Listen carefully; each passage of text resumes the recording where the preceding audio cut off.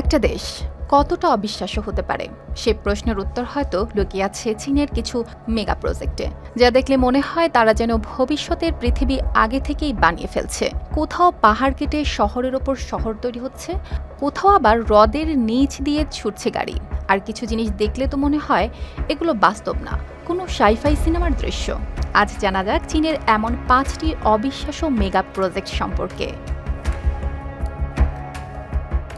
শুরুতেই আছে first telescope.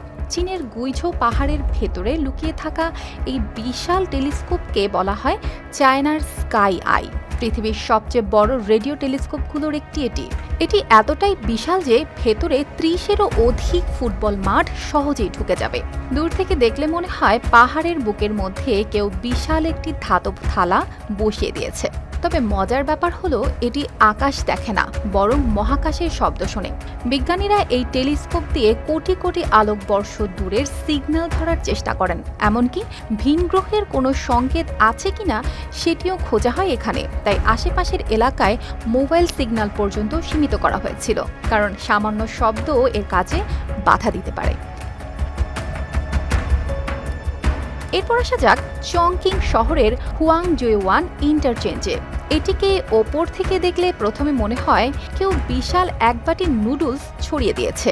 5 স্তরের এই ইন্টারচেঞ্জে রয়েছে অসংখ্য র্যাম্প ও এক্সপ্রেসওয়ে সংযোগ। পুরো কাঠামোটিতে প্রায় 20টির কাছাকাছি র্যাম্প দিয়ে বিভিন্ন দিকে গাড়ি পাঠাতে পারে, যা প্রথমবার দেখলে মাথায় ঘুরে যেতে পারে।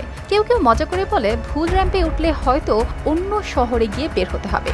কিন্তু এই জটিল ডিজাইনের পেছনে কারণও আছে। পুরো চংকিং শহরটাই পাহাড় আর নদীর উপরে তৈরি, তাই সমতলের মতো সোজা রাস্তা বানানো সম্ভব ছিল না। আর সেই সমস্যার সমাধান করতেই তৈরি হয়েছে এই বিশাল রাস্তার গোলকধাঁধা।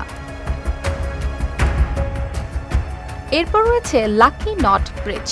এটি কোনো সাধারণ ব্রিজ না, বরং দেখতে অনেকটা লাল রঙের পাকানো ফিতা বা বিশাল ডিএনএ স্ট্র্যান্ডের মতো। রাতে আলো জ্বলে উঠলে পুরো ব্রিজটাকে মনে হয় ভবিষ্যতের কোনো শহরের অংশ।